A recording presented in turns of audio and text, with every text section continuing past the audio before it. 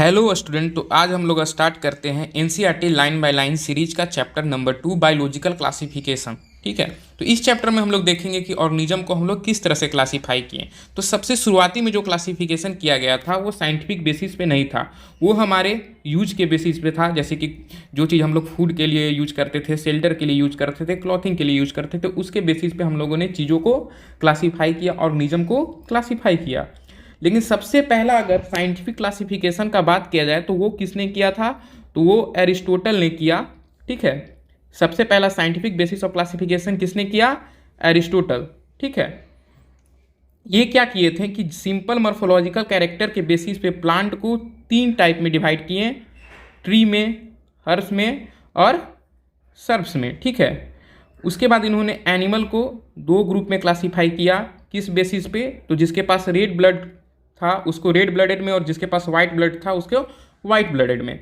तो यहाँ पे सिर्फ हम लोग को याद रखना है कि पहला जो साइंटिफिक बेसिस ऑफ क्लासिफिकेशन था वो किसने किया? तो एरिस्टोटल ने किया। इन्होंने क्या किया? प्लांट को मॉर्फोलॉजी के बेसिस पे ट्री, सर्ब्स और हर्ब्स में डिवाइड कर दिया, और एनिमल को 2 ग्रुप रेड ब्लडेड और वाइट ब्लडेड में क्लासीफाई कर दिया।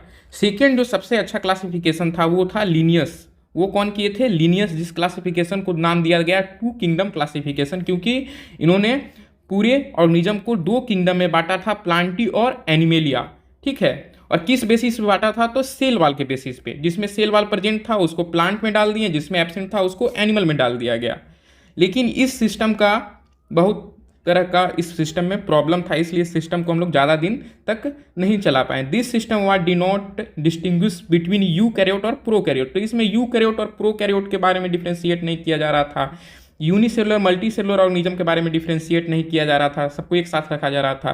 फोटोसिंथेटिक और नॉन फोटोसिंथेटिक दोनों को एक साथ रखा जा रहा था। ठीक है, ये इस किंगडम का सबसे बड़ा ड्रॉबैक था। ठीक है, classification of organism into plant and animal was easily done and easily understand.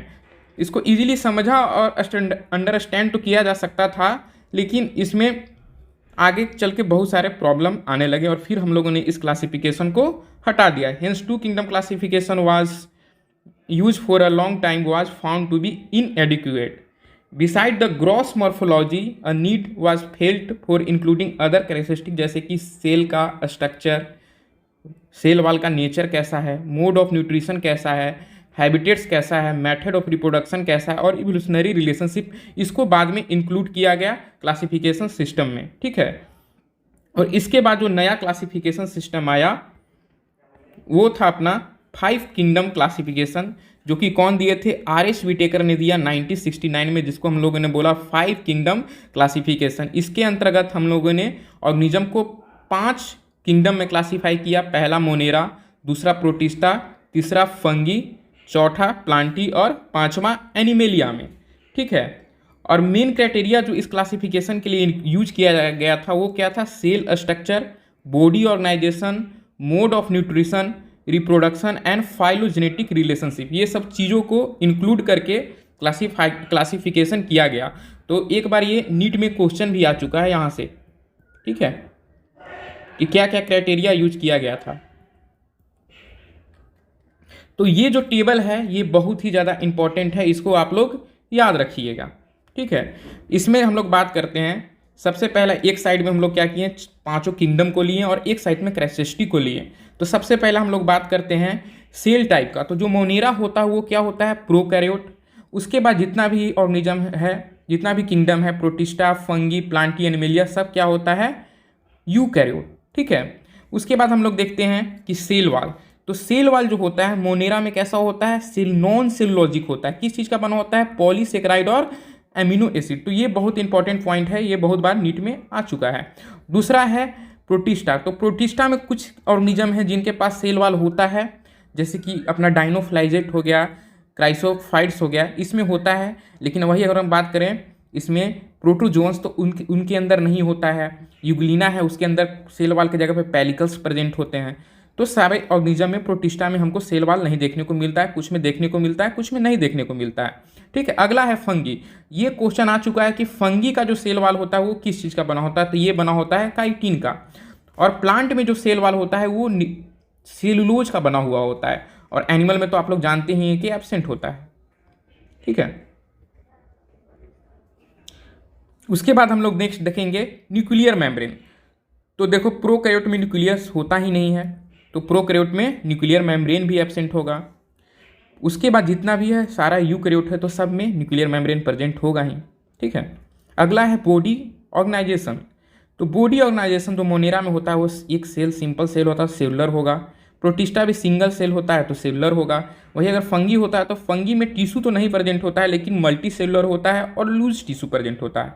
वही अगर हम लोग प्लांट में बात करें तो यहाँ पे हमको टिश्यू और ऑर्गन देखने को मिलता है, और एनिमल में बात करें तो टिश्यू, ऑर्गन और ऑर्गन सिस्टम तीनों लेवल देखने को मिलता है। उसके बाद हम लोग देखते हैं मोड ऑफ न्यूट्रिशन।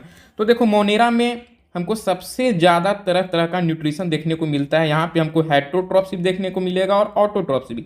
हेट्रोट्रॉप्स में हमको दोनों देखने को मिलेगा, केमो और फोटो। जो केमिकल्स के हेल्प से फूड बनाते हैं उनको हम लोग कहते हैं केमोसिंथेटिक, और जो लाइट के प्रेजेंस में जो ऑर्गेनिक मटेरियल है उसको अगर बनाते हैं तो उसको कहते हैं हम लोग फोटोसिंथेटिक। ठीक है, और हेट्रोट्रॉपिक में इसमें दो तरह का होता है, एक होता है सेफ्रोट्रॉपिक जो डेड डिकेइंग पे ग्रो करता है, दूसरा होता है पैरासाइटिक जो कि किसी भी ऑर्गेनिज्म के ऊपर रख के और उससे न्यूट्रिशन लेता है। वही अगर हम लोग बात करें प्रोटिस्टा में, तो प्रोटिस्टा में हमको ऑटोट्रॉपिक्स एंड हेट्रोट्रॉपिक दोनों तरह के ऑर्गेनिज्म देखने को मिलेंगे। वही अगर हम लोग फंगी का बात करें तो इसमें सिर्फ हमको हेट्रोट्रॉपिक ऑर्गेनिज्म देखने को मिलेंगे। हेट्रोट्रॉपिक के अंदर सेफ्रोफाइटिक और पैरासाइटिक दोनों। वही अगर हम लोग प्लांट का बात करें तो यहाँ पे सिर्फ हमको ऑटोट्रॉपिक और ऑटोट्रॉपिक में भी सिर्फ फोटोसिंथेटिक देखने को मिलेंगे। वही अगर हम लोग बात करते हैं एनिमल में, एनिमेलिया में, तो यहाँ पे हमको हेट्रोट्रॉपिक ऑर्गेनिज्म देखने को मिलेंगे। पहला जो है होलोजोइक कुछ होंगे और कुछ कैसे होंगे, सेफ्रोफाइटिक टाइप के होंगे। उसके बाद नेक्स्ट क्लासिफिकेशन था वो था थ्री डोमेन सिस्टम। इसको हम लोग सिक्स किंगडम क्लासिफिकेशन भी बोलते हैं, क्योंकि इसके अंदर हम लोग क्या किए थे कि सबसे पहले क्या किए इसमें हम लोग कि जितना भी ऑर्गेनिज्म था उसको हम लोग दो डोमेन में डिवाइड कर दिए। किस किस में, तो मोनेरा के अंदर ही हम लोगों ने क्या किया, मोनेरा के अंदर ही हम लोगों ने दो डोमेन बना दिया। ठीक है, एंड एक में हम लोगों ने रख दिया यूकैरियोटिक को और दूसरे डोमेन में हम लोग रख दिया प्रोकैरियोटिक को। ठीक है, एक में हम लोगों ने क्या रख दिया, प्रोकैरियोट को, और दूसरे में हम लोगों ने क्या रख दिया, यूकैरियोट को। ठीक है,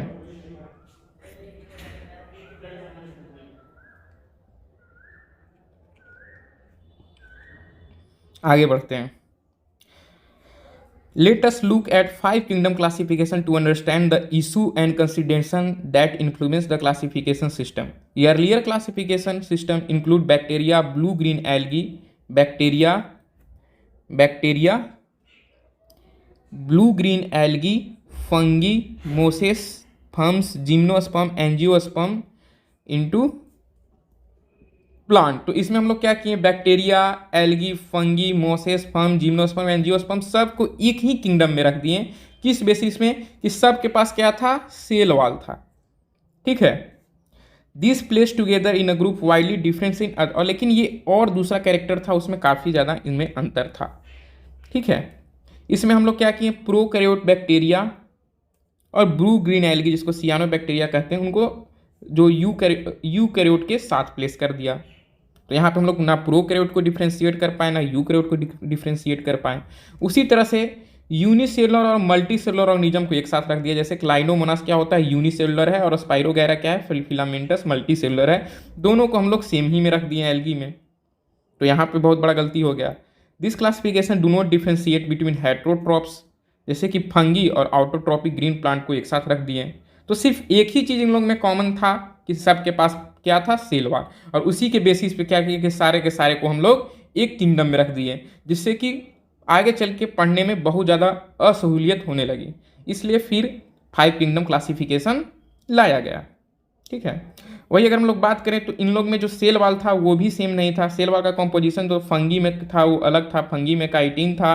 वही अगर हम लोग बात करें तो ग्रीन प्लांट में सेलुलोजिक था। ठीक है, तो सिर्फ एक बेसिस ले लिया गया था कि सेल वॉल होता है कि नहीं। सेल वॉल था तो उसको एनिमल प्लांट में रख दिया गया, और जिसमें सेल वॉल नहीं था उसको एनिमल में रख दिया गया। When a such characteristic were considered, the fungi were placed in a separate kingdom। लेकिन जब ये सब कैरेक्टरिस्टिक को पढ़ा गया तो इसको हम लोग अलग किंगडम में जिसका नाम था फंगी, किंगडम में फंगी को रख दिए। उसी तरह से जितना भी प्रोकैरियोट ऑर्गेनिज्म था उसको किस में रख दिए, मोनेरा के अंदर रख लिए। उसके बाद जितना यूनिसेलुलर यूकैरियोटिक ऑर्गेनिज्म था, यूनिसेलुलर है लेकिन यूकैरियोट है, उसको किस में रख दिए, प्रोटिस्ट में उसको जगह दे दिए। किंगडम प्रोटिस्ट है ब्राउट टुगेदर, जैसे कि क्लाइडोमोनास क्रोलेरा जो कि पहले एल्गी में रखा गया था उसको रखा गया इसमें। उसी तरह से जो पैरामीशियम एंड एमीबा था जो कि शुरू में एनिमल किंगडम में रख दिया गया था क्योंकि इनके पास सेल वाल नहीं था, लेकिन इनको फिर बाद में किस में डाल दिया गया, प्रोटिस्ट में। ठीक है, this happen because the criteria of classification change. पहले क्या था, क्लासिफिकेशन मॉर्फोलॉजिकल बेसिस पे कर दिया जाता था, सिंपल कैरेक्टरिस्टिक के बेसिस पे, लेकिन वो अब चेंज हो गया, उसके बेसिस पे इनको इस तरह से क्लासीफाई किया गया। This kind of change will take place up further too depending on improvement of our understanding of characteristic and evolutionary relationship. तो ये जो क्राइटेरिया है आगे चल के हो सकता है कि जैसे जैसे चीज़ें एडवांस होते जाएंगी, समय बीतते जाएगा, तो ये चीज़ और अलग हो जाए और नया तरह का क्लासिफिकेशन का सिस्टम आ जाए। ठीक है, अब हम लोग बात करते हैं किंगडम मोनेरा का। ठीक है, तो पहला किंगडम हम लोग स्टार्ट करते हैं और यहाँ पे हम लोग बात करेंगे किंगडम मोनेरा, और किंगडम मोनेरा के बाद दूसरा जो किंगडम है प्रोटिस्टा, और तीसरा किंगडम फंगी। यही तीनों के बारे में यहाँ पे इस चैप्टर में बात किया जाएगा। तो सबसे पहले हम लोग बात करते हैं किंगडम मोनेरा के बारे में। तो इस किंगडम का जो सोल मेंबर है वो क्या है, बैक्टीरिया। तो इस किंगडम का जो मेन सोल मेंबर है वो क्या है, बैक्टीरिया। और ये सबसे मोस्ट अबंडेंट माइक्रो ऑर्गेनिज्म है क्योंकि ये सभी जगह हमको देखने को मिलता है, हर एक जगह ये हमको देखने को मिलेगा। अगर हम लोग अपने मुट्ठी में एक हाथ भर के एक मुट्ठी सॉइल अगर उठा लें तो उसमें हम लोगों को बहुत तरह का बैक्टीरिया देखने को मिल जाएगा। यहाँ तक कि ये जो दुनिया में सबसे एक्सट्रीम हैबिटेट पाया जाता है वहाँ पे भी देखने को मिल जाएगा, जैसे कि हॉट स्प्रिंग में देखने को मिल जाएगा, डेजर्ट में देखने को मिल जाएगा, स्नो वाले एरिया में देखने को मिल जाएगा, इनसाइड डीप ओशियन के अंदर भी देखने को मिल जाएगा। तो देखो बैक्टीरिया को हम लोग क्या करते हैं, ग्रुप करते हैं 4 कैटेगरी में। किस बेसिस पे, तो शेप के बेसिस पे। किस किस में, तो जो स्फेरिकल होगा उसको क्या बोल देंगे, कॉकस। जो रॉड शेपेड होगा उसको क्या बोल देंगे, बैसिलस। जो कॉमा शेपेड होगा उसको क्या बोल देंगे, वैब्रियम। जो स्पाइरल शेपेड होगा उसको क्या बोल देंगे, स्पाइरुलम। ठीक है, तो ये देखो सबसे पहला जो डायग्राम है किसका है, कॉकस का। दूसरा किसका है, बैसिलस का। तीसरा किसका है, स्पाइरुला का। और चौथा किसका है, वैब्रियो का। ठीक है, अगला हम लोग देखते हैं कि thought the bacteria structure is very simple, they are very complex in behaviour. तो हम लोग कहते हैं कि बैक्टीरिया जो होता है वो स्ट्रक्चरली तो बहुत ज़्यादा ही सिंपल होता है, ठीक है, लेकिन उसका अगर बिहेवियर का बात करें तो बहुत ज़्यादा कॉम्प्लेक्स होता है। उसी तरह से जो कुछ आदमी जैसे होते हैं कि देखने में तो बहुत सिंपल हैं लेकिन अंदर से बहुत खतरनाक होते हैं, उसी तरह से जो बैक्टीरिया है देखने में तो बहुत सिंपल है लेकिन अगर इसका बिहेवियर का बात किया जाए, इसके अंदर न्यूट्रिशन का बात किया जाए तो ये बहुत अलग अलग तरह का न्यूट्रिशन और या बात किया जाए तो बिहेवियर शो करता है, मेटाबॉलिज्म शो करता है दूसरे ऑर्गेनिज्म के कंपैरिजन में। ठीक है,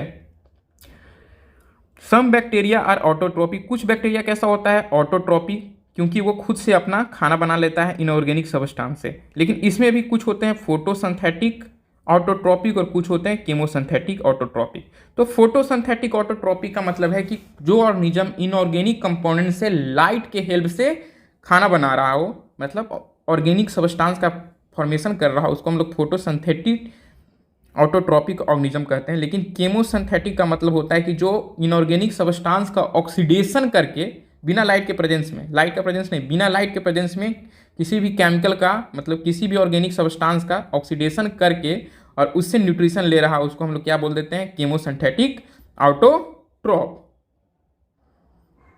ठीक है, और कुछ बैक्टीरिया जो होते हैं वो कैसा होते हैं, मतलब आधा से अधिक जो बैक्टीरिया होते हैं वो कैसे होते हैं, यहाँ पे लिखा हुआ है majority of bacteria, vast majority of bacteria are heterotrophs, मतलब दूसरे ऑर्गेनिज्म पे डिपेंड कर रहा है, किस लिए, फूड के लिए। ठीक है, तो इसमें हम लोग जो मोनेरा है इसको 2 पार्ट में क्लासीफाई करते हैं। ठीक है, 2 पार्ट में क्लासीफाई कर देते हैं मोनेरा को। किस में, एक हो गया अपना आर्की बैक्टीरिया और दूसरा हो गया यू बैक्टीरिया। तो हम लोग क्या कर रहे हैं, मोनेरा को 2 पार्ट में क्लासीफाई कर रहे हैं, किसमें, आर्की बैक्टीरिया में और यू बैक्टीरिया में। ठीक है, किस किस में, मोनेरा को हम लोग किस किस में चीज़ों में डिवाइड कर रहे हैं, तो आर्की बैक्टीरिया और यू बैक्टीरिया में। तो आर्की बैक्टीरिया, आर्की मीन्स होता है एंशिएंट। क्या होता है आर्की मीन्स एंशिएंट, तो ऐसा बैक्टीरिया जो एकदम एंशिएंट समय से पाया जा रहा हो। और यू मतलब होता है, क्या होता है यू मतलब ट्रू, यू मतलब क्या होता है ट्रू, ऐसा बैक्टीरिया जो ट्रू बैक्टीरिया हो, रियल में जो बैक्टीरिया है, ठीक है। तो these bacteria are special since they live in some most harsh habitat such as extremely salty means halophil, hot spring means thermoacidophils और marshy area means मिथेनोजेन। तो ऐसा बैक्टीरिया जो कि एकदम एक्सट्रीमली साल्टी एरिया में रहता है उसको हम लोग क्या बोल देते हैं, क्या बोल देते हैं हेलोफिल्स। जो हॉट स्प्रिंग में देखने को मिलता है उसको हम लोग क्या बोल देते हैं थर्मो एसिडोफिल, और जो मार्सी एरिया में देखने को मिलता है उसको क्या बोल देते हैं मिथेनोजेन। अब ऐसा क्या था इन बैक्टीरिया में कि ये इतना हार्श हैबिटेट में रह पा रहे हैं, तो यहाँ पे क्यों ये इतना हार्श हैबिटेट में रह पा रहे हैं, क्योंकि इनका जो सेल वाल का स्ट्रक्चर होता है वो काफ़ी डिफरेंट होता है। तो archaebacteria different from other bacteria having different cell wall structure, ठीक है। तो इनका जो सेल वाला स्ट्रक्चर होता है वो बहुत ही अलग तरीके का होता है, बहुत ज़्यादा एक्सट्रीम कंडीशन में भी को भी झेल सकता है और सरवाइव कर सकता है। जो मिथेनोजेन होते हैं वो हमको जो रूमिनेंट एनिमल होते हैं जैसे काऊ हो गया, बफेलो हो गया, उसके अंदर भी हमको, उसके गट्स में भी हमको देखने को मिलते हैं, और ये रिस्पॉन्सिबल होते हैं बायोगैस के प्रोडक्शन के लिए, ठीक है। अगला है यू बैक्टीरिया। यू बैक्टीरिया का मतलब होता है ट्रू बैक्टीरिया, और इनका कैरेक्टरिस्टिक क्या है कि इनके पास काफ़ी ज़्यादा रिजिड सेल वाल होता है। अगर ये मोटाइल हैं तो इनके पास फ्लैजिला प्रेजेंट होता है। अब इसमें भी क्या होता है कि 3 ग्रुप होता है, इसमें भी 3 ग्रुप है, ठीक है। इसमें भी क्या है टोटल 3 ग्रुप है। कौन कौन सा, एक मिनट,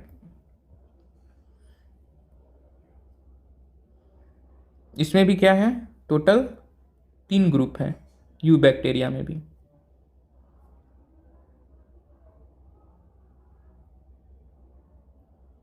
यू बैक्टीरिया में भी टोटल 3 ग्रुप हैं। एक होता है अपना फोटो आउटोट्रॉप जिसको बोलते हैं, दूसरा है अपना केमो आउटोट्रॉप्स, और तीसरा जो है अपना हेट्रोट्रॉप्स। क्या है हेट्रोट्रॉप, ठीक है। तो 3 ग्रुप होता है इसमें, एक हो गया फोटो और दूसरा हो गया कीमो और तीसरा हो गया हेट्रोट्रॉप। तो सबसे पहले हम लोग बात करते हैं फोटोसिंथेटिक आउटोट्रॉप। तो फोटोसिंथेटिक आउटोट्रॉप के अंदर कौन आता है, अपना सियानो बैक्टीरिया है, जिसको हम लोग की बोलते हैं ब्लू ग्रीन, किसको क्या बोलते हैं ब्लू ग्रीन एल्गी, ठीक है।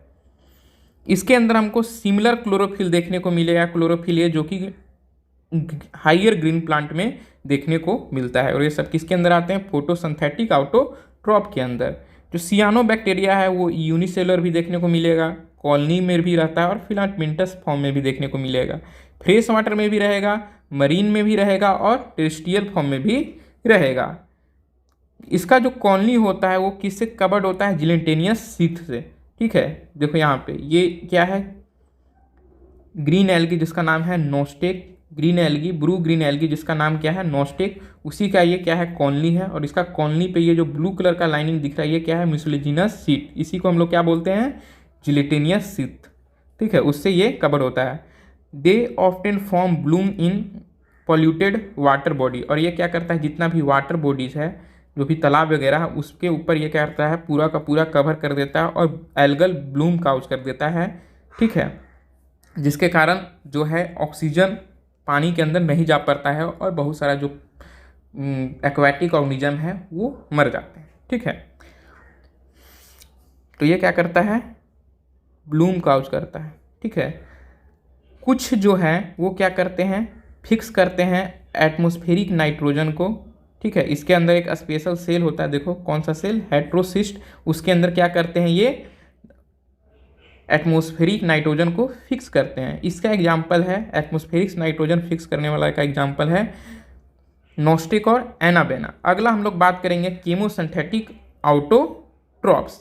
तो ये बैक्टीरिया क्या करता है, बहुत सारा जो इनऑर्गेनिक सब्सटेंस है उसको ऑक्सीडाइज करेगा, जैसे कि नाइट्रेट हो गया, नाइट्राइट्स हो गया और अमोनिया हो गया, और उससे क्या करेगा, एटीपी प्रोडक्शन करेगा और उसको यूज करेगा। इसीलिए एक बहुत इंपॉर्टेंट ग्रेट रोल प्ले करते हैं न्यूट्रिएंट के साइक्लिंग में, ठीक है, जैसे कि नाइट्रोजन, फास्फोरस और आयरन और सल्फर के साइक्लिंग में।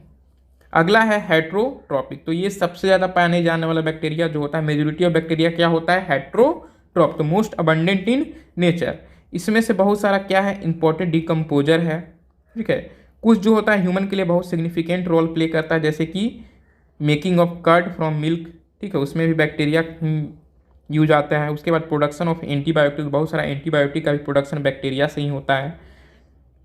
उसके बाद है fixation of nitrogen in leguminous plant के रूट में, जैसे कि इसका एग्जांपल हो गया अपना राइजोबियम, ठीक है।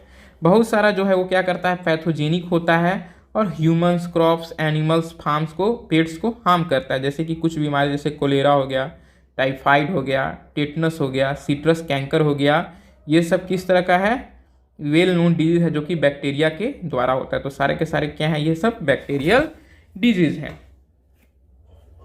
आगे हम लोग देखते हैं कि बैक्टीरिया जो रिप्रोड्यूस करता है वो मेनली किससे करता है, फिजन के थ्रू। तो मेनली कैसे करता है, फिजन के थ्रू। लेकिन वही अगर अनफेवरेबल कंडीशन रहेगा तो अनफेवरेबल कंडीशन में एक किससे रिप्रोड्यूस करता है, अनफेवरेबल कंडीशन में तो स्पोर का प्रोडक्शन करता है, ठीक है। एंड दे ऑल्सो रिप्रोड्यूस, और सेक्सुअली कैसे रिप्रोड्यूस करता है, तो प्रिमेटिव डीएनए ट्रांसफर टेक्निक से ये रिप्रोड्यूस करता है। तो बैक्टीरिया मेनली कितने तरह से रिप्रोड्यूस करेगा, अगर हम लोग देखें तो 3 तरह से। कौन कौन सा, फेवरेबल कंडीशन है तो फिजन से करेगा, अनफेवरेबल कंडीशन है तो स्पोर बना के करेगा, और सेक्सुअली भी करेगा, किस तरह से, प्रिमेटिव डीएनए ट्रांसफर टेक्निक से, ठीक है। और इसी प्रिमेटिव डीएनए ट्रांसफर टेक्निक को ही हम लोग बायोटेक्नोलॉजी में यूज करते हैं, जेनेटिक इंजीनियरिंग में, ठीक है। अगला जो है वो है बैक्टीरिया जिसका नाम है माइकोप्लाज्म। और ये माइकोप्लाज्म और दूसरे बैक्टीरिया से काफ़ी अलग होता है क्योंकि इसके अंदर जो सेल वाल है वही एब्सेंट होता है। तो mycoplasma are organism that completely lack of cell wall. तो माइकोप्लाज्म के अंदर सेल वाल ही नहीं होता है, ठीक है। और ये स्मॉलेस्ट लिविंग सेल है जो कि अभी तक जितना भी अभी तक लिविंग सेल खोजा गया उसमें सबसे स्मॉलेस्ट कौन सा है, अपना माइकोप्लाज्म, ठीक है। और ये बिना ऑक्सीजन का सर्वाइव कर जाता है। तो यहाँ पे नीट के एग्जाम में 3 क्वेश्चन आ सकते हैं, 3 क्वेश्चन यहाँ से आ सकता है और आया भी है, ठीक है। कौन कौन सा, तो सबसे पहला कि इसमें सेल वाला एब्सेंट होता है, तो यहाँ ये इंपॉर्टेंट हो गया, स्टार लगा लीजिएगा, अंडरलाइन कर लीजिएगा। दूसरा है स्मॉलेस्ट लिविंग सेल। तीसरा है सबसे इंपॉर्टेंट, ये बिना ऑक्सीजन के भी सरवाइव कर लेता है। तो ये पॉइंट तीनों माइकोप्लाज्म में कभी ना कभी किसी ना किसी तरह के स्टेट पीएमटी या नीट में आ चुके हैं, ओके। अगला जो नेक्स्ट किंगडम हम लोग स्टार्ट करते हैं वो है अपना प्रोटिस्टा, ठीक है। तो नेक्स्ट किंगडम जो हम लोग देखेंगे वो क्या है, प्रोटिस्टा। तो प्रोटिस्टा के अंदर किसको रखा गया ये हम लोग पहले थोड़ा सा देख चुके हैं, अगर आपको याद होगा तो प्रोटिस्टा के अंदर जितना भी सिंगल सेल्ड है, जितना भी अपना सिंगल सेल्ड यूकैरियोटिक ऑर्गेनिज्म है, सबको हम लोग किसके अंदर डाल दिए, प्रोटिस्टा के अंदर। हम लोग मोनेरा में किसको रखे थे, जितना भी प्रोकैरियोट था उसको हम लोग मोनेरा में रखे थे, ठीक है। लेकिन यहाँ पे हम लोगों ने किसको रखा है, जितना भी सिंगल सेल यूकैरियोट है उसको हम लोग किस में रखती है, प्रोटिस्टा में रखे हैं, ओके। लेकिन इस किंगडम का कोई बाउंड्री डिफाइंड नहीं है, ठीक है। तो इस किंगडम का कोई वेल डिफाइंड बाउंड्री नहीं है। एक तरह से ये कचरा का ढेर है, जो और किसी किंगडम में फिट नहीं हो पाया उसको इस किंगडम में डाल दिया जाता है, ओके, ठीक है। अब ये चाहे तो फोटोसिंथेटिक प्रोटिस्टन हो सकते हैं एक बायोलॉजिस्ट के, और दूसरे बायोलॉजिस्ट के लिए ये क्या हो सकते हैं, प्लांट हो सकते हैं। तो कुछ बायोलॉजिस्ट, इसमें बहुत सारे ऐसे ऑर्गेनिज्म है जिनको प्लांट मानता है, कुछ बायोलॉजिस्ट उसको कहता है फोटोसिंथेटिक प्रोटिस्ट। तो किसी भी तरह का वेल डिफाइंड बाउंड्री नहीं है इस किंगडम का।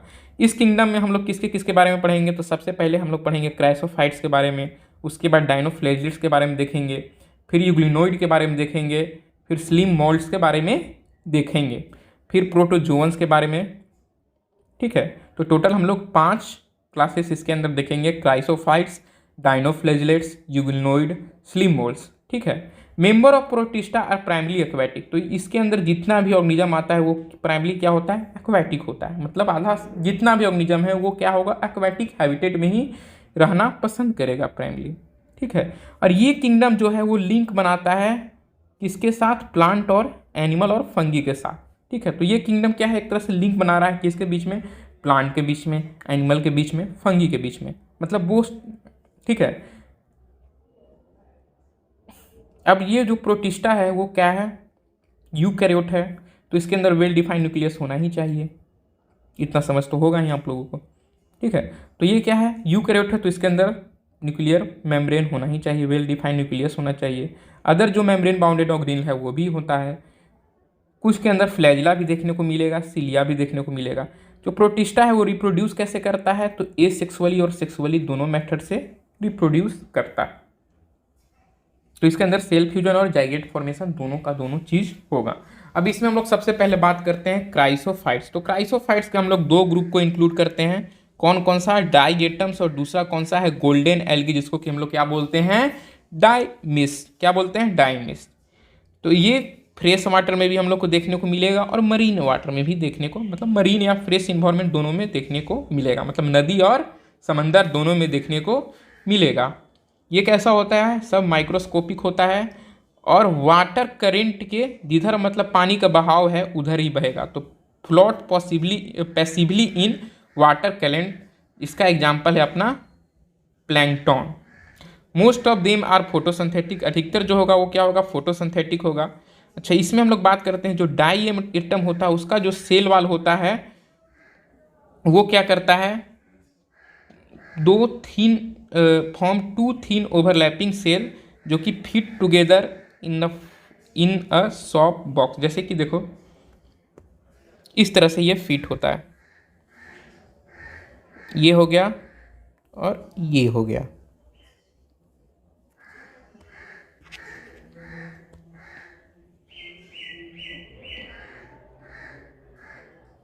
जैसे ये हो गया सॉफ्ट बॉक्स का एक डब्बा और ये सॉफ्ट बॉक्स का दूसरा डब्बा एक दूसरे से इसी तरह से फिट होता है, तो ये भी उसी की तरह फिट होता है। और इसके बीच बीच में क्या होता है, प्रेजेंट होता है इस तरह से सिलिका प्रेजेंट होता है, जिसके कारण ये काफ़ी ज़्यादा हार्ड हो जाता है और ये कभी डिकम्पोज नहीं होता। और समुंदर के अंदर जैसे ही ये एल्गी मर जाएगी, ये अपना क्राइसोफाइट्स मर जाएगा तो उस जमा होते जाएगा अर्थ सरफेस पे, जो समुद्र का सरफेस है, और एक काफ़ी ऊंचा टिल्ला टाइप का स्ट्रक्चर बना लेगा, जिसको कि हम लोग क्या बोल देते हैं, डाई एटमेसियस अर्थ।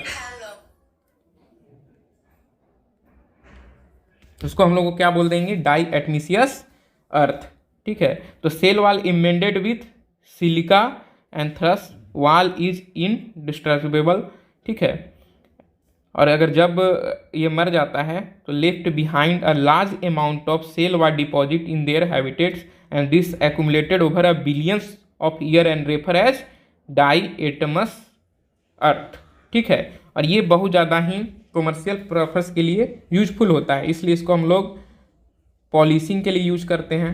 दूसरा filtration of oil and syrup के लिए यूज करते हैं। देखो जितना मेजोरिटी ऑफ डाई एटम्स है ना वो क्या है, चीफ प्रोड्यूसर है ओशियन के अंदर। तो ओशियन में जो मेन चीफ प्रोड्यूसर है, मतलब ओशियन में जो फोटोसिंथेसिस सबसे ज़्यादा कौन करता है और सबसे ज़्यादा ऑर्गेनिक मैटर कौन बनाता है, तो ये अपना है डाई एटम। तो चीफ प्रोड्यूसर क्या है, डाई एटम। और ये क्वेश्चन एक बार नीट में आ चुका है कि चीफ प्रोड्यूसर ओशियन के अंदर कौन होता है, तो वो अपना डाई एटम्स होता है। तो इसको आप याद रखिएगा। तो यहाँ पे अगर हम लोग बात करें याद रखने वाला 3 पॉइंट है। ठीक है। पहला तो ये हो गया कि चीफ प्रोड्यूसर कौन होता है। ठीक है। दूसरा हो गया डाई एटमेसियस अर्थ क्या होता है और इसका यूज किस चीज़ के लिए होता है। दूसरा है कि इसका वाल कैसे फिक्स होता है, तो सॉफ्ट बॉक्स के लाइक फिट होता है एक दूसरे से। ठीक है। और इसमें क्या प्रेजेंट होता है, सील का, जिसके कारण ये क्या होता है, इनडिस्ट्रक्टेबल। ठीक है। उसके बाद हम लोग बात करें प्लैंकटन के बारे में। तो ये प्लैंकटन क्या होता है, वाटर करंट के थ्रू पैसिवली पास करता है।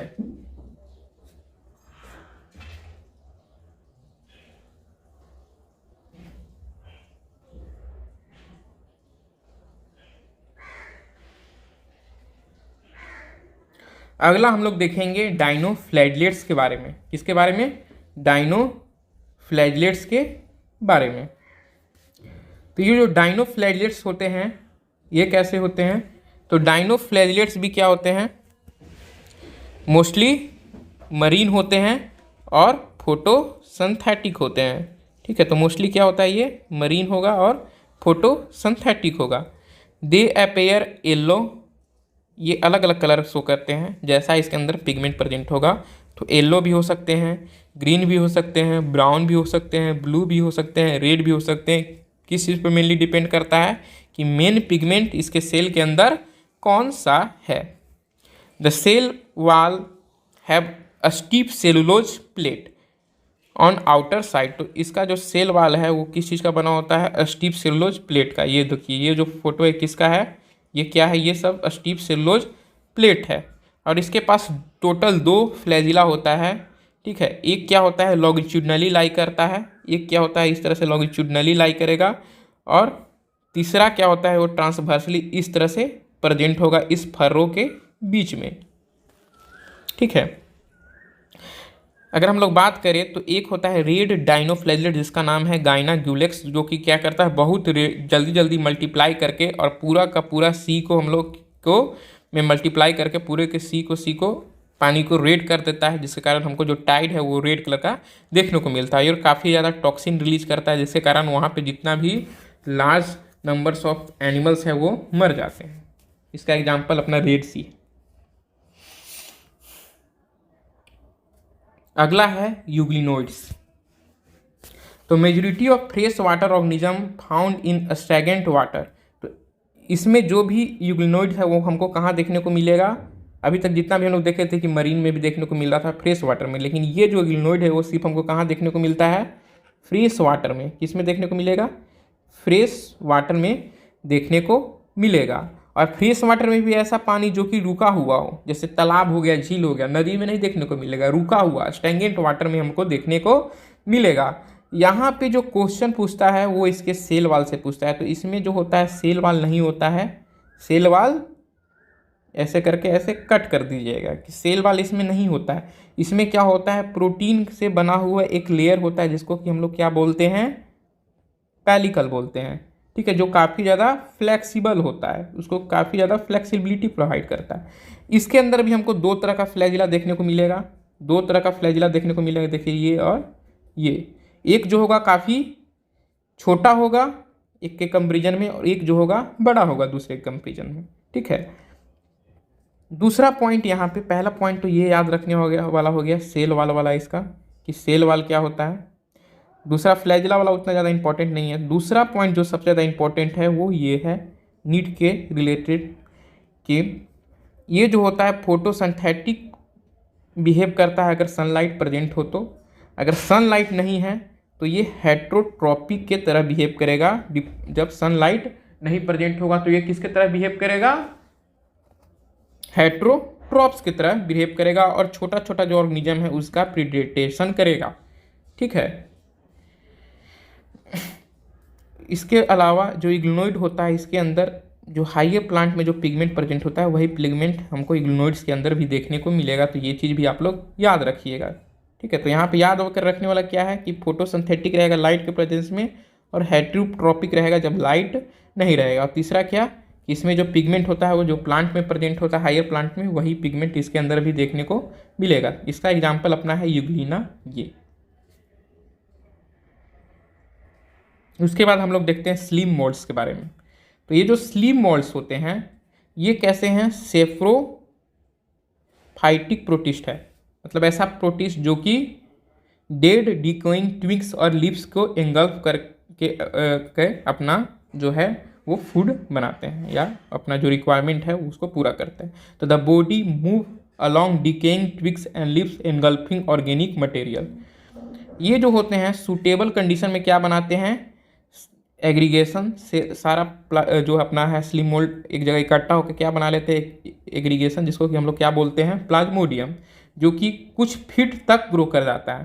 ठीक है, 1-2 फीट तक ग्रो कर जाता है। लेकिन वही अगर हम लोग अनफेवरेबल कंडीशन में क्या करता है, इसका जो प्लाज्मोडियम होता है वो डिफ्रेंशिएट होकर फ्रूटनिंग बॉडी बना लेता है, जिसके टिप पे क्या प्रेजेंट होता है, स्पोर। और ये जो स्पोर होता है वो ट्रू वाल होता है और ये काफ़ी ज़्यादा एक्सट्रीमली रेजिस्टेंट होता है, इसीलिए बहुत साल तक सर्वाइव कर लेता है अंडर एक्सट्रीम एडवर्स कंडीशन। और ये वाटर करंट के थ्रू इसका जो स्पोर है वो एक जगह से दूसरे जगह ट्रांसफ़र होता है, ठीक है, डिस्पर्स होता है। तो यहाँ पे हम लोग को क्या क्या इंपॉर्टेंट पॉइंट है जो याद रखना है। तो सबसे पहले इसमें याद रखना है कि ये सेप्रोफाइटिक होता है, ठीक है। ये क्या करता है, सूटेबल कंडीशन में प्लाज्मोडियम बनाता है, लेकिन अनफेवरेबल कंडीशन में क्या करता है, इसका जो प्लाज्मोडियम है डिफ्रेंशिएट होकर क्या बना लेता है, फ्रूटनिंग बॉडी। और फ्रूटनिंग बॉडी के टिप्स पे क्या प्रेजेंट होता है, स्पोर। और ये स्पोर जो होता है वो क्या होता है, ट्रू वाल होता है और एक्सट्रीमली रेजिस्टेंट होता है और सर्वाइव करता है many year under adverse condition और वाटर करेंट के थ्रू, एयर करेंट के थ्रू एक जगह से दूसरे जगह पे डिस्पर्स होता है। और ये जो डायग्राम है ये किसका है, अपना डाइनोफ्लैजलेट्स का, ठीक है। अगला हम लोग देखते हैं प्रोटोजोवन। तो प्रोटोजोवन के हम लोग क्या रखते हैं, जितना भी अपना हेट्रोट्रॉप्स है, जितना भी अपना क्या है हेट्रोट्रॉप्स है उसको इसके अंदर हम लोग रखते हैं। तो all protozoans are heterotrophs, lives चाहे तो प्रीडेटर के रूप में रहेगा, नहीं तो पैरासाइट के रूप में रहता है।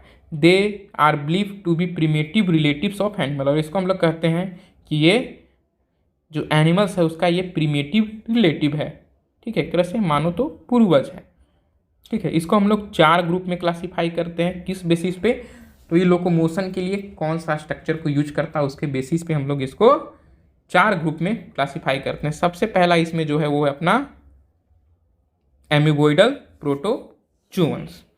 तो these organism live in fresh water, ये फ्रेश वाटर में भी रहेगा, सी वाटर में भी और मोइस्ट सॉइल में भी। और ये किस तरह से मूव करता है, तो they move and capture there pray by putting pseudopodia. तो इसमें जो मूवमेंट के लिए जो स्ट्रक्चर होता है वो क्या होता है, सीडोपोडिया, जिसको कि हम लोग फॉल्स फूड कहते हैं, जो कि हमको अमीबा के अंदर देखने को मिलता है। इसका जो मरीन टाइप है उसके सेल में क्या प्रेजेंट होता है, सिलिका, ठीक है। और इसमें जो एंट अमीबा है वो क्या होता है, पैरासिटिक। जैसे कि हम लोग जब आगे ह्यूमन हेल्थ एंड डिजीज देखेंगे तो वहाँ पे देखेंगे कि अमीबिक डिसेंट्री एंट अमीबा हिस्टोलाइटिका काउज करता है। तो जो एंट अमीबा है वो कैसा होता है, पैरासिटिक फॉर्म होता है। अगला है इसमें फ्लैजिलेटेड प्रोटोजोवन। तो फ्लैजिलेटेड प्रोटोजोवन के बारे में हम लोग देखेंगे।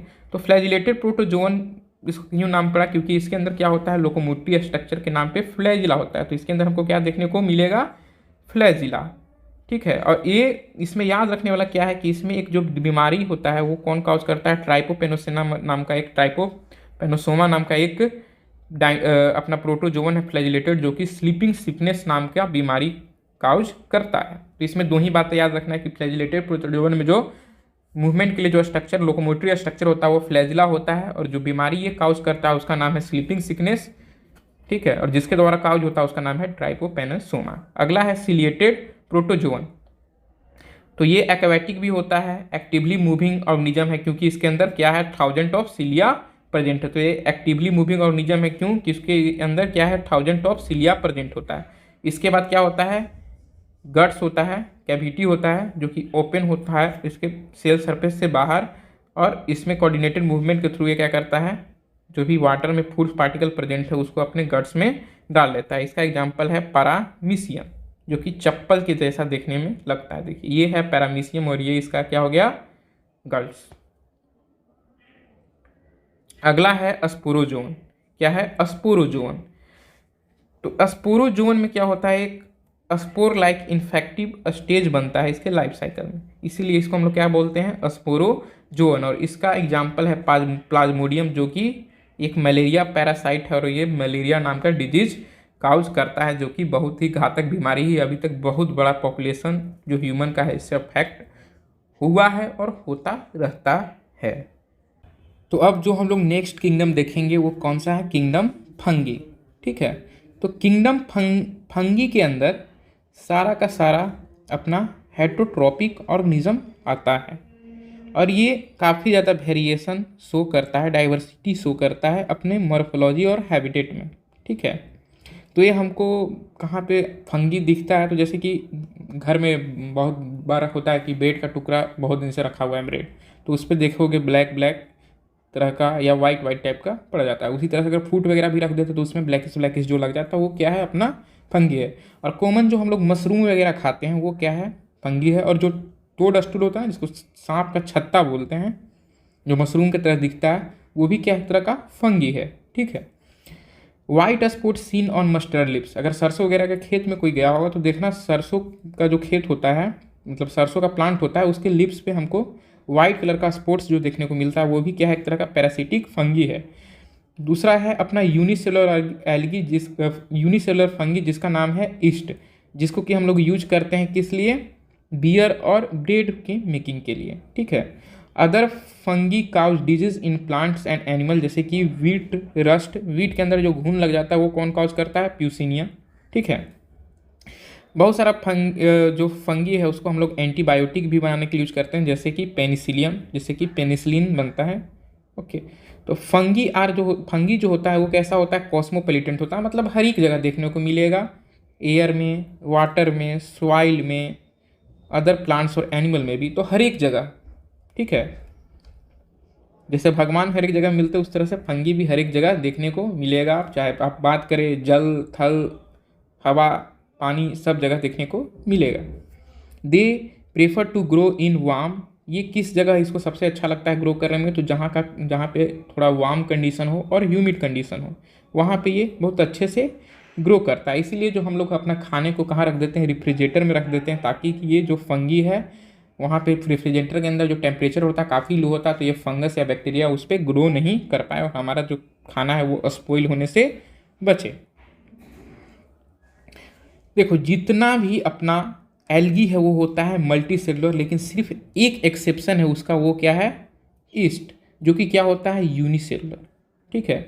ऐसे जितना भी फंगी होता है वो कैसा होता है, फिलामेंटस। और इसका जो बॉडी होता है वो किस चीज़ से बना होता है, लंबा सा सिलेंड्रिकल स्ट्रक्चर। ये देखो ये सिलेंड्रिकल स्ट्रक्चर, इसको हम लोग क्या बोल देते हैं, इसको हम लोग क्या बोलते हैं, हाइफी। क्या बोलते हैं, हाइफी। और जब ऐसा सिलेंड्रिकल स्ट्रक्चर ढेर सारा आपस में मिल जाता है और एक नेट लाइक स्ट्रक्चर ऐसे फॉर्म कर देता है, इसको हम लोग क्या बोल देते हैं, माइसीलियम। इस तरह का जो स्ट्रक्चर बन जाता है उसको हम लोग क्या बोल देते हैं, माइसीलियम। तो their body consist of long slender thread like structure, जिसको कि हम लोग क्या क्या बोल देते हैं, हाइपी। और जब ये नेटवर्क लाइक स्ट्रक्चर बना लेता है तो उसको हम लोग क्या बोल देते हैं, माइसीलियम। उसको हम लोग क्या बोल देते हैं, माइसीलियम। ठीक है। अब ये जो अपना हाइफी है ये दो तरह का होता है, एनसीईआरटी में जहाँ तक दिया हुआ है तो एनसीईआरटी में दो ही का बात किया गया है, ऐसे तीन तरह का होता है। एक होता है कॉन्योसाइटिक, जिसमें कि मल्टी न्यूक्लिएटेड कंडीशन हमको देखने को मिलेगा। दूसरा होता है सेप्टेड, जिसमें कि हम लोग हर एक न्यूक्लियस के बीच में एक पार्टीशन देखने को मिलेगा, इसको हम लोग बोलते हैं सेप्टेड। ठीक है।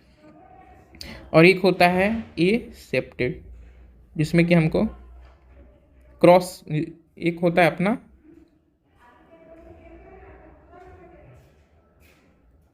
क्रॉस वाल, तो इसमें हमको बीच बीच में जगह देखने को मिल जाता है, खाली स्पेस।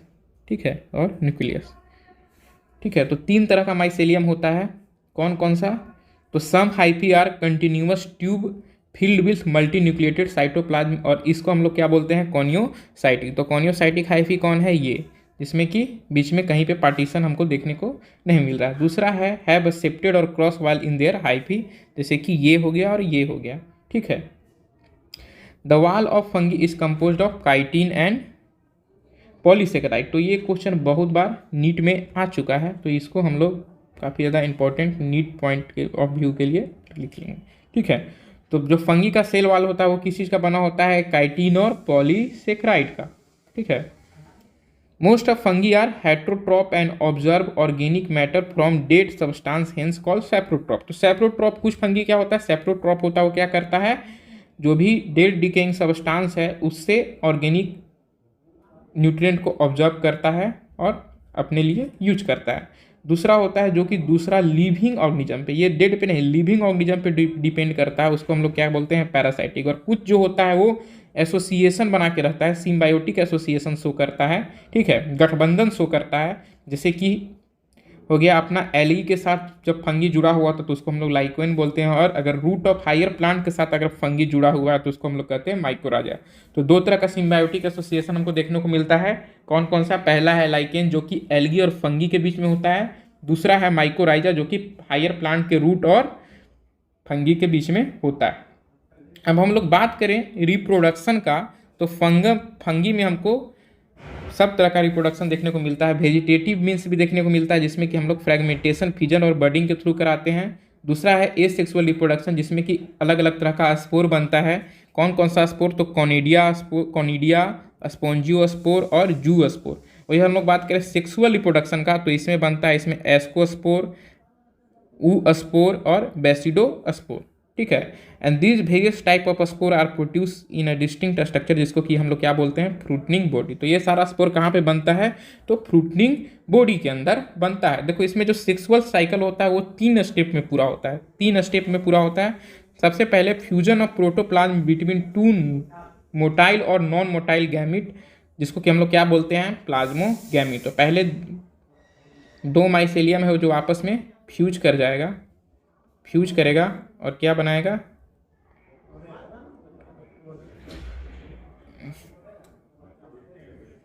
ठीक है। और इसको हम लोग क्या बोल देंगे? प्लाज्मोगैमी।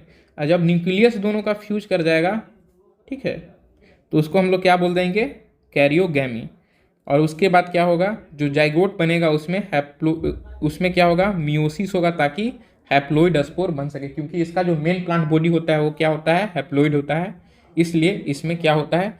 जाइगोट में मियोसिस होता है ताकि जो है वो हैप्लॉइड स्पोर बन सके, और ये स्पोर जो आगे जर्मिनेट करके मेन प्लांट बॉडी इसका बनाता है।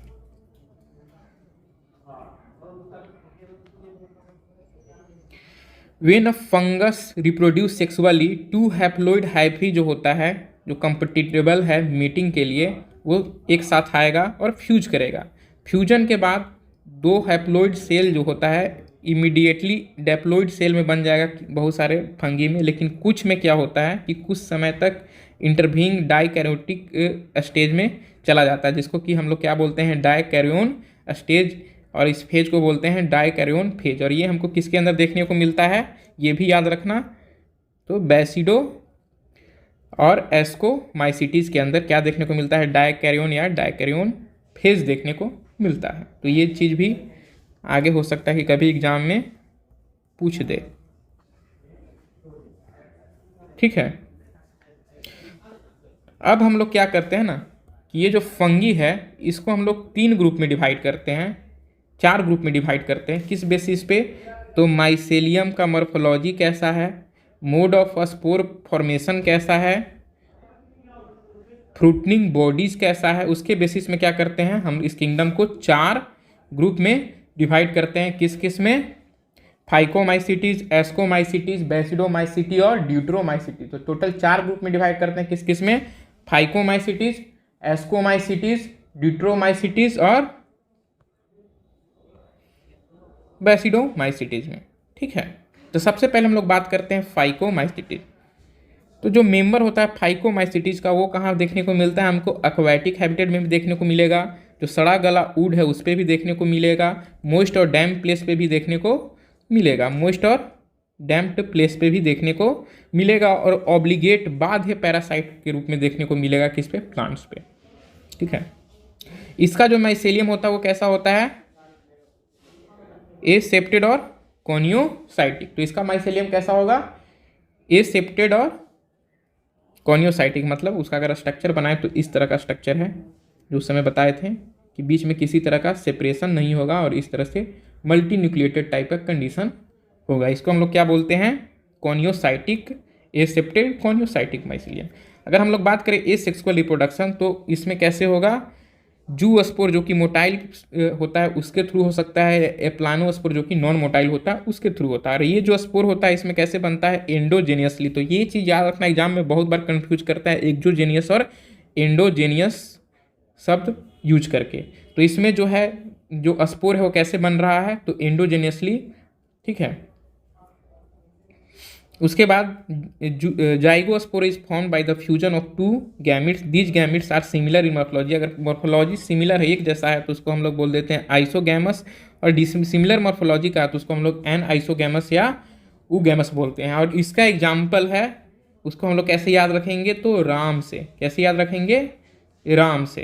राम, राम मतलब आर से राइजोपस, क्या आर से राइजोपस, ए से अपना हो गया क्या एल्ब्यूगो, और एम से क्या हो गया अपना म्यू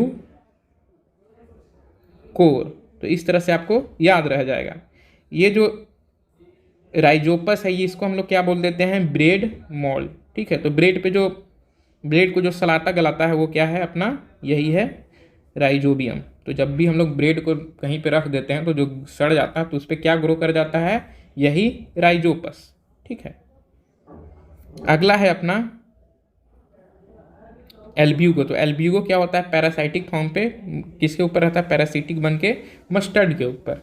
ठीक है, अगला जो हम लोग देखेंगे ग्रुप वो कौन सा है, एस्कोमाइसिटिस। तो एस्कोमाइसिटिस को हम लोग क्या बोलते हैं, सैक लाइक फंगी।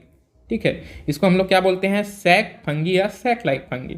ठीक है, ये मोस्टली क्या होता है, मल्टी सेलुलर होता है, जैसे कि अपना पेनिसिलिन हो गया, लेकिन रेयरली क्या होता है, यूनिसेलुलर, जैसे कि अपना ईस्ट, जिसको कि हम लोग सैक्रोमाइसिस कहते हैं। ठीक है, ये हमको सेप्रोट्रॉपिक भी देखने को मिलेगा, डिकम्पोजर के रूप में भी देखने को मिलेगा, पैरासाइटिक, लेकिन यहाँ पे याद रखने वाला है कि ये हमको कैप्रोफिलस भी देखने को मिलता है। और कोप्रोफिलस जो पॉइंट है इसको याद रखना है, क्योंकि कोप्रोफिलस सबसे अलग है। कोप्रोफिलस मतलब होता है कि जो भी डंग के ऊपर ग्रो करता है उसको हम लोग कोप्रोफिलस करते हैं। इसका जो माइसेलियम होता है वो कैसा होता है, ब्रांच एंड सेप्टेड। तो इस यहाँ पे याद रखना है कि इसमें जो यहाँ से जो माइसेलियम है वो ब्रांच और सेप्टेड माइसेलियम में स्टार्ट हो जाता है। ठीक है, इसमें जो होता है एसेक्सुअल स्पोर क्या होता है, कोनिडिया, जो कि कैसे प्रोड्यूस हो रहा है, एक्सोजेनियसली ऑन स्पेशल माइसेलियम, जिसको कि हम लोग क्या बोल रहे थे, कोनिडियोफोर। ठीक है, और ये जो कोनिडिया है आगे चल के जर्मिनेट होकर क्या बनाएगा, पूरा का पूरा माइसेलियम। ठीक है, तो यहाँ पे क्या याद रखने वाला है कि जो इसका एसेक्सुअल स्पोर है उसको हम लोग क्या बोलते हैं, कोनिडिया। और कोनिडिया कैसे प्रोड्यूस हो रहा है, तो बाहर प्रोड्यूस हो रहा है, एक्सोजेनियसली प्रोड्यूस हो रहा है, किसके ऊपर, कोनिडियोफोर के ऊपर। ठीक है, लेकिन इसका जो सेक्सुअल स्पोर होता है वो उसको हम लोग क्या बोलते हैं, एस्कोस्पोर, और जो कि किस तरह से प्रोड्यूस होता है, एंडोजेनेसली, किसके अंदर, सैक लाइक एस्की के अंदर। ठीक है, और जब बहुत सारा एस्की आपस में अरेंज हो जाता है और फ्रूटनिंग बॉडी बनाता है, जिसको कि हम लोग बोल देते हैं एस्कोकार्प। ठीक है, तो इसमें हमको याद रखना है कि एसेक्सुअल स्पोर को हम लोग क्या बोलते हैं, कोनिडिया, जो कि एक्सोजेनियसली प्रोड्यूस होता है। ठीक है, किसके ऊपर, कोनिडियोफोर के ऊपर। ये जो कोनिडिया है आगे चल के माइसिलियम बनाएगा। दूसरा याद क्या रखना है कि इसमें जो सेक्सुअल स्पोर है वो क्या है, एस्कोकार्प, जो कि एंडोजेनियसली बनता है, किसके अंदर, सैक लाइक एस्की के अंदर। और जब बहुत सारा एस्की आपस में अरेंज हो जाता है तो उसको क्या बोलते हैं, एस्कोकार्प, जो कि फ्रूटनिंग बॉडीज है इसका। ठीक है, इसका एग्जाम्पल है, 3 एग्जाम्पल है ऐसे। ये जो अपना है ये और ये दोनों, इसमें से एक जो था वो नीट में आ चुका है। ठीक है, तो ये दोनों पॉइंट को दिमाग में रखना है, क्योंकि हो सकता है कि आगे भी क्वेश्चन इससे डायरेक्टली उठ के आ जाए। ठीक है, इसका एग्जाम्पल है अपना अस्परजिलस, कैल्वीसेप्स और न्यूरोस्पोरा, मोल्स और टुलिप्स। तो इसमें जो मोल्स और टुलिप्स है ये इडेबल होता है और काफ़ी डिलीशियस होता है, तो इसको खाने के रूप में यूज करते हैं। और ये जो न्यूरोस्पोरा है ये बायोकेमिकल और जेनेटिक्स वर्क में यूज होता है। ठीक है, तो इसको हम लोग इस तरह से याद कर सकते हैं, राम, पहला क्या था, राम, जिसमें कि वो आ गया था पूरा अपना फाइकोमाइसिटिस। एस्कोमाइसिटिस के लिए क्या है, राम कैन, सी से क्या हो गया, कैल्वी सेप्स, ए से क्या हो गया अपना, अस्परजिलस, और एन से क्या हो गया, न्यूरोस्पोरा। ठीक है, तो 3 एग्जाम्पल है इसका जो कि हम लोग इससे याद रख सकते हैं, अस्परजिलस, कैल्वीसेप्स, न्यूरोस्पोरा, और 2 एग्जाम्पल और है जिसका नाम है मोरल और टूफेल्स। अगला है बेसिडोमाइसिटिस। तो बेसिडोमाइसिटिस को हम लोग कॉमनली क्या बोलते हैं, मशरूम या ब्रैकेट फंगी या पफ बॉल। क्या बोलते हैं, मशरूम, ब्रैकेट फंगी या पफ बॉल। और ये कहाँ पे ग्रो करता है, तो ये सॉइल, लॉग्स, ट्री ट्रम्स वगैरह पे देखने को मिलता है, ठीक है। और पैरासिटिक फॉर्म में भी देखने को मिलता है रस्ट और स्मथ्स के रूप में। माइसेलियम जो होता है इसका भी कैसा होता है, ब्रांच और सेप्टेड। लेकिन यहाँ पे याद रखने वाला बात है कि इसमें जो जनरली एसेक्सुअल स्पोर नहीं फाउंड होता है, एसेक्सुअल स्पोर इसका नहीं मिलता है देखने को। तो ये पॉइंट आप लोग एकदम याद रखिएगा, ठीक है। ये हो सकता है आगे कभी पूछ दे कि इसका जो एसेक्सुअल स्पोर है बेसिडो, मतलब किसमें एसेक्सुअल स्पोर नहीं पाया जाता है, तो उसका एग्जाम्पल क्या हो जाएगा अपना बेसिडोमाइसीटीज, ठीक है।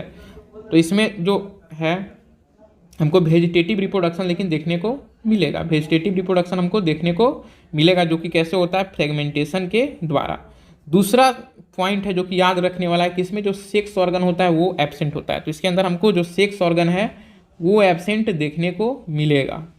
तो ये दोनों पॉइंट नीट के लिए बहुत ज़्यादा इंपॉर्टेंट है कि सेक्स ऑर्गन और एसेक्सुअल स्पोर किसके अंदर एब्सेंट होता है, तो दोनों का दोनों बेसिडोमाइसीटीज के अंदर एब्सेंट होता है। लेकिन इसमें प्लाज्मोगैमी होता है, उसके थ्रू फ्यूजन होता है दो वेजिटेटिव सेल या सोमैटिक सेल का ऑफ डिफरेंट स्टेन और genotype. This result in structure, जिसको कि हम लोग क्या बोल रहे थे वहाँ पे, डाइकैरियोटिक स्ट्रक्चर, जिसको क्या बोल रहे थे, डाइकैरियोटिक, इसको हम लोग क्या बोल रहे थे, डाइकैरियोटिक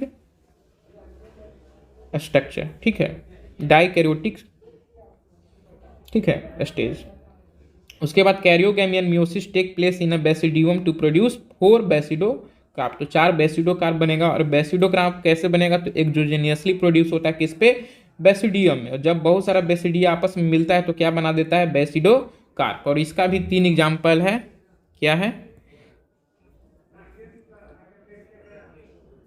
पुआ, क्या है, पुआ। तो पुआ से क्या होगा, पी से क्या हो जाएगा,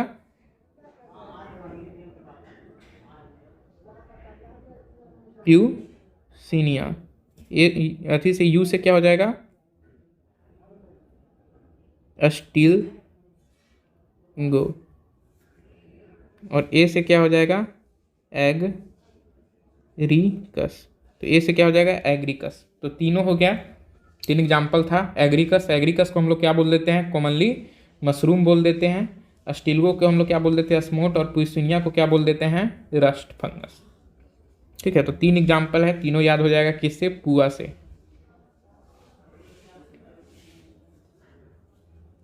अगला है ड्यूट्रोमाइसीटीज। तो ड्यूट्रोमाइसीटीज को कॉमनली हम लोग क्या बोलते हैं, इनपरफेक्ट फंगी। अब क्यों इनपरफेक्ट फंगी इसको बोलते हैं, क्योंकि इसका जो है सिर्फ सेक्सुअल और वेजिटेटिव फेज ही पता है हम लोगों को।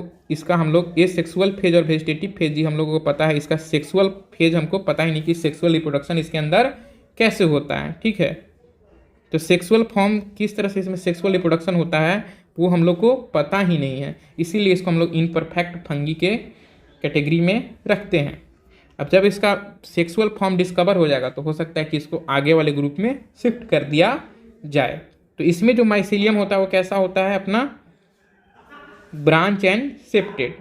और इसका जो मेंबर है वो कैसा होता है, सेप्रोफाइटिक भी हो सकता है, पैरासाइटिक भी हो सकता है। और लार्ज नंबर जो है वो डिकम्पोजर होता है लिटरल्स का, ठीक है। और हेल्प करता है मिनरल साइकिल में। इसका एग्जाम्पल है अल्टरनेरिया, कॉलीट्रिकम और ट्राइकोडर्मा। तो इसको हम लोग कैसे याद रख सकते हैं, राम, इसको याद रख सकते हैं कैट से, ठीक है। इसको कैसे याद सकते हैं, कैट से। सी से कॉलीट्रिकम, ए से अल्टरनेरिया और टी से ट्राइकोडर्मा। तो इससे करके हम लोग इसको याद रख सकते हैं। तो पूरा अगर हम लोग अगर ट्रिक का बात करें तो इस तरह से हम लोग इसको याद रख सकते हैं। सबसे शुरुआती में हम लोग क्या पढ़े, राम कैन ईट पुआ एंड कैट। तो इस तरह से हम लोग इसको याद रख सकते हैं कि राम कैन ईट पुआ एंड कैट। तो राम से क्या हो जाएगा, फाइकोमाइसीटीज का क्या हो जाएगा, राइजोपस, एल्ब्यूगो और म्यूकोर। राम कैन से क्या हो जाएगा, कैल्बिसेप्स, अस्परजिलस और न्यूरोस्पोरा। पुआ से क्या हो जाएगा, प्यूसिनिया, स्टिल्गो और एग्रीकस। कैट से क्या हो जाएगा, कॉलीट्रिकम, अल्टिनेरिया और ट्राइकोडर्मा, ठीक है। अब जो किंगडम प्लांटी है वो हम लोग बॉटनी वाले पार्ट में सर पढ़ाएंगे। एनिमेलिया जो है कि वो हम डिस्कस करेंगे एनिमेलिया वाले पार्ट में। और यहाँ पे हम लोग देख लेते हैं वायरस के बारे में, वायरोइड्स के बारे में, पेरियोन्स के बारे में और लाइकेंस के बारे में। तो वायरस, वायरोइड्स, पेरियोन्स और लाइकेंस के बारे में यहाँ पे देखेंगे। तो देखिए 5 किंगडम क्लासिफिकेशन में इनमें से किसी को भी जगह नहीं मिला, क्योंकि जो कैटेगरी बनाया गया था 5 किंगडम क्लासिफिकेशन में प्लेस करने के लिए, वो किसी कैटेगरी में ये चारों का चारों फिट ही नहीं बैठता था, इसलिए इसको हम लोग नहीं किसी तरह से जगह दे पाएँ। अब क्यों नहीं जगह दे पाए वो चीज़ हम लोग देखते हैं। तो in a 5 kingdom classification of Whittaker there is a no mention of lichen and some acellular animal organism, जैसे कि वायरस हो गया, पेरियोड्स हो गया, पेरियोन। क्योंकि ये जो अपना वायरस हो गया, वायरोइड्स और पेरियोन, ये सब क्या है, एसेलुलर ऑर्गेनिज्म, कभी कंप्लीट सेल ही नहीं है। ये क्या है, बाहर में से प्रोटीन कोट प्रेजेंट है, अंदर में आरएनए या डीएनए प्रेजेंट है। इसी तरह से जो अपना वायरोइड्स है उसमें सिर्फ का सिर्फ क्या है, आरएनए प्रेजेंट है। उसी तरह जो पेरियोन है उसमें इनफोल्डिंग है, खाली सिर्फ फोल्डिंग प्रेजेंट है किसका, प्रोटीन का। तो एक सेल कंप्लीट सेल होने के लिए क्या होना चाहिए, पहले बाहर में साइटोप्लाज्म होना चाहिए। अब साइटोप्लाज्म के अंदर चाहे तो न्यूक्लियस हो या न्यूक्लियोलस हो, ठीक है, जेनेटिक मटेरियल प्रेजेंट होना चाहिए और कुछ राइबोसोम्स कुछ, और साथ में साइटोप्लाज्म प्रेजेंट हो। ये क्राइटेरिया को इन लोग फुलफिल ही नहीं करता, इसलिए इसको हम लोग क्या रखते हैं, ए सेलुलर के अंदर रखते हैं, और इसीलिए क्लासिफिकेशन सिस्टम का हिस्सा भी नहीं बन पाया। तो हम लोग सबसे पहले बात करेंगे वायरसेस के बारे में। किसके बारे में, वायरस के बारे में। तो हम लोग कभी ना कभी कॉमन कोल्ड या फ्लू लाइक बीमारी से कभी ना कभी सफ़र किए होंगे, सारा का सारा लोग को लगभग होता ही है, ठीक है। अब ये वायरस को क्लासिफिकेशन सिस्टम में क्यों नहीं जगह मिल पाया, virus did not find place in classification system since they are not consider as true living, क्योंकि इसको हम लोग ट्रू लिविंग कंसिडर ही नहीं करते हैं। अब क्यों नहीं करते हैं, if you understand the living as a those organism that have cell structure, उसको हम लोग लिविंग मानते हैं जिसके पास अपना सेल स्ट्रक्चर हो, लेकिन वायरस क्या है, नॉन सेलुलर ऑर्गेनिज्म है, ठीक है। और जब ये मतलब होस्ट सेल से बाहर रहता है तो कैसा बिहेव करता है, इनर्ट क्रिस्टल के फॉर्म में, जब किसी भी लिविंग सेल के बाहर रहेगा, और जैसे ही लिविंग सेल के अंदर घुसेगा ये लिविंग की तरह बिहेव करने लगेगा, ठीक है। और once they infect the cell they took over the machinery of host cell to replicate them cell, और उसके बाद ये क्या करेगा, जो होस्ट है उसको मार देगा, ठीक है। The name virus that means venom या पोइजनस फ्लूइड, तो वायरस का मतलब क्या होता है, भीनम या पोइजनस फ्लूइड, जो कि कौन दिए थे, डीजे लावास्की, ठीक है, जिसको कि हम लोग कहते हैं डिमेट्री लावास्की, ठीक है, जो कि 1892 में इसका नाम दिए थे। और देखे थे कि ये क्या करता था, टोबैको के अंदर मोजेक डिजीज काउज करता था, ठीक है। और जब इसको बैक्टीरिया पेपर से फिल्ट्रेट किया गया तो उससे भी फिल्टर हो जा रहा था, मतलब बैक्टीरिया से भी काफ़ी छोटा होता है। तो these were found to be smaller than bacteria, क्यों, क्योंकि ये बैक्टीरिया प्रूफ फिल्टर से भी पास हो जा रहा था। दूसरा साइंटिस्ट का नाम है M.W. ब्रिजनकी, ठीक है। ये 1898 में क्या किए, डेमोन्स्ट्रेट किए that extract of infected plant of tobacco cause infection to healthy plant. तो क्या किए कि उससे कुछ फ्लूइड इकट्ठा किए जो इन्फेक्टेड प्लांट था, और जब उसको हेल्दी प्लांट के ऊपर डाले तो वो भी इन्फेक्ट हो गया, इसीलिए इसको वो क्या नाम दे दिए, कॉन्जिनम वीवम फ्लूइडियम, मतलब इन्फेक्शियस फ्लूइड, ठीक है। उसके बाद एक और साइंटिस्ट हैं जिनका नाम था M.W. स्टेनले, और ये क्या किए, so that virus could be crystallize और crystalline consist of largely protein. तो ये क्या बताएं कि जो वायरस है वो कैसा होता है, क्रिस्टलाइज या क्रिस्टलाइन होता है, जो कि मेनली प्रोटीन का बना होता है, जो कि होस्ट के बाहर आउटसाइड कैसे इनर्ट, ठीक है, इनर्ट आउटसाइड होस्ट स्पेसिफिक, और इसलिए जो वायरस है वो क्या है, बाध्य पैरासाइट है, ऑब्लिगेट पैरासाइट है। प्रोटीन के अलावा इसके अंदर और क्या प्रेजेंट होता है, in addition to protein virus के अंदर जेनेटिक मटेरियल भी होता है। ये जेनेटिक मटेरियल चाहे तो आरएनए होगा, नहीं तो डीएनए, दोनों नहीं देखने को मिल सकता है, चाहे तो आरएनए नहीं तो डीएनए, ठीक है। और यही जो होता है न्यूक्लियर प्रोटीन, वही होता है इसमें इन्फेक्शियस मटेरियल, जो कि आगे चल के इन्फेक्शन काउज करता है दूसरे ऑर्गेनिज्म में। तो nuclear protein and the genetic material is infectious. In general जो वायरस प्लांट को इन्फेक्ट करता है वो कैसा होता है, सिंगल स्टैंडर्ड, ठीक है। और जो वायरस एनिमल को इन्फेक्ट करता है वो कैसा होता है, सिंगल स्टैंडर्ड भी हो सकता है, आरएनए सिंगल स्टैंडर्ड और डबल स्टैंडर्ड आरएनए, और साथ में हो सकता है कि डबल स्टैंडर्ड डीएनए भी हो। इसमें हम लोग पढ़ते हैं जिसको कि हम लोग बोलते हैं बैक्टीरियल वायरस या बैक्टीरियोफाज, जो कि क्या करता है, बैक्टीरिया को ही इन्फेक्ट करता है। और ये कैसा होता है, यूजुअली डबल स्टैंडर्ड होता है। इसका जो प्रोटीन कोट होता है वायरस का, उसको हम लोग क्या बोलते हैं, कैप्सिड, जो कि छोटा छोटा कैप्सोमर से मिलके बना हुआ होता है। छोटा छोटा स्मॉलर सब यूनिट जिसको कि क्या बोलते हैं, कैप्सोमर, उससे मिलके बना होता है। और ये क्या करता है, न्यूक्लिक एसिड को प्रोटेक्ट करता है। तो यहाँ पे देख सकते हैं ये जो छोटा छोटा है ये क्या है, कैप्सोमर, और ये मिलके क्या बना रहा है, कैप्सिड बना रहा है। प्रोटीन का कोट जिसको कि हम लोग क्या बोलते हैं, कैप्सिड, किससे मिलकर बना होता है, छोटा छोटा कैप्सोमर से। वायरस बहुत सारा का बीमारी फैलाता है, जैसे कि मम्स हो गया, स्मॉल पॉक्स हो गया, हर्प्स हो गया और इन्फ्लुएंजा हो गया। इसमें सबसे खतरनाक बीमारी कौन सा है, एड्स। ठीक है, साथ में ये प्लांट में भी बहुत सारा बीमारी काउज करता है, जैसे कि mosaic formation, leaf rolling, curling, yellowing and vein clearing, dwarfism और स्टंटेड ग्रोथ भी काउज करता है। अगला हम लोग देखेंगे वायरोइड्स के बारे में। किसके बारे में, वायरोइड्स के बारे में। तो एक साइंटिस्ट थे जिनका नाम था टीओ डीनर, जो कि 1971 में क्या किए, डिस्कवर किए न्यू इन्फेक्शियस एजेंट, जो कि पोटैटो ट्यूबर डिजीज काउज कर रहा था, जो कि वायरस से भी छोटा था। ठीक है, तो टीओ डीनर क्या किए, 1971 में नया इन्फेक्शियस एजेंट का खोज किए, जो कि वायरस से भी छोटा था और पोटैटो के अंदर स्पिंडल ट्यूबर डिजीज काउज कर रहा था। और ये सिर्फ फ्री आरएनए था, इसके अंदर प्रोटीन वोटीन नहीं था, फ्री आरएनए था। ठीक है, and it lack of protein coat, तो इसके अंदर हमको प्रोटीन कोट नहीं देखने को मिलता था। ठीक है, इसीलिए इसका हम लोग वायरस ना नाम रख के वायरोइड्स नाम रखें। ठीक है, और इसमें जो आरएनए होता है वो लो मॉलिक्यूलर वेट का होता है। अगला जो है पेरियोन्स है। क्या है, पेरियोन्स। तो पेरियोन्स क्या होता है, तो ये क्या होता है, एबनॉर्मल फोल्डिंग ऑफ प्रोटीन। ठीक है, जो कि क्या कर रहा था, बीमारी काउज कर रहा था, एबनॉर्मली फोल्डेड प्रोटीन था।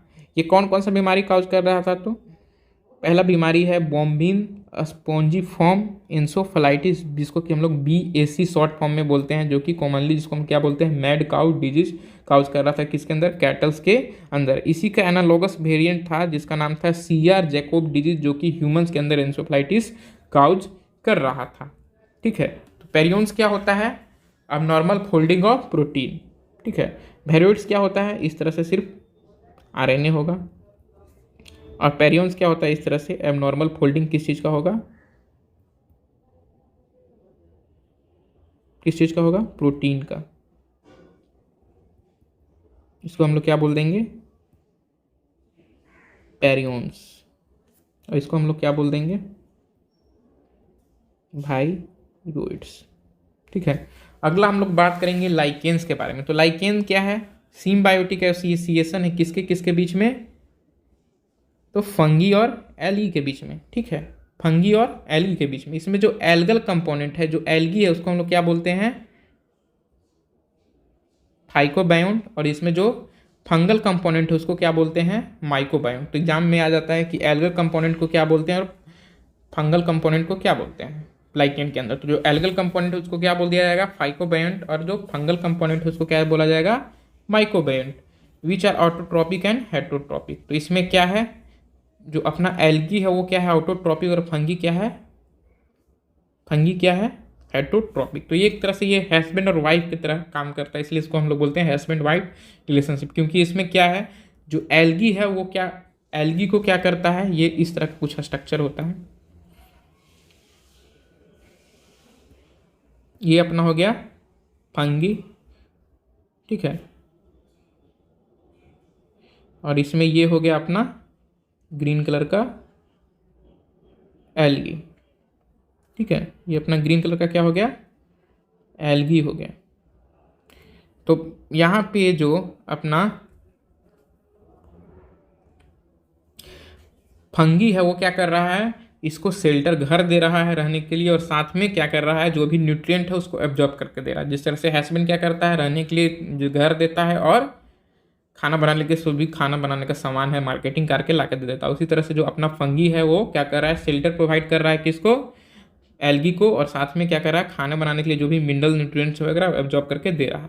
और फंगी क्या कर, एल्गी क्या कर रही है, इसके लिए खाना बना रही है। जिस तरह से वाइफ खाना बनाती है उस तरह से एल्गी क्या कर रही है, फंगी के लिए खाना बना रही है। तो algae prepare food for fungi and fungi provide shelter and absorb minerals and nutrient and water for its partner. ठीक है, और ये जो होता है ना अपना लाइकेन, ये गुड पॉल्यूशन इंडिकेटर, क्योंकि ये SpO2 जहाँ पे अपना SO2 जहाँ पे भी प्रेजेंट होगा यहाँ पे ये ग्रो ही नहीं करेगा। ठीक है, तो ये पॉल्यूटेड एरिया में ग्रो ही नहीं करता है। तो वेरी गुड इंडिकेटर है किस चीज़ का? पॉल्यूशन का। ठीक है, लाइकेन क्या है? वेरी गुड इंडिकेटर है पॉल्यूशन का। ये नॉन पॉल्यूटेड एरिया में कभी ग्रो ही नहीं करता। तो यहाँ पे अपना ये चैप्टर होता है फिनिश। अब अगले लेक्चर में हम लोग बात करेंगे एनिमल किंगडम के बारे में और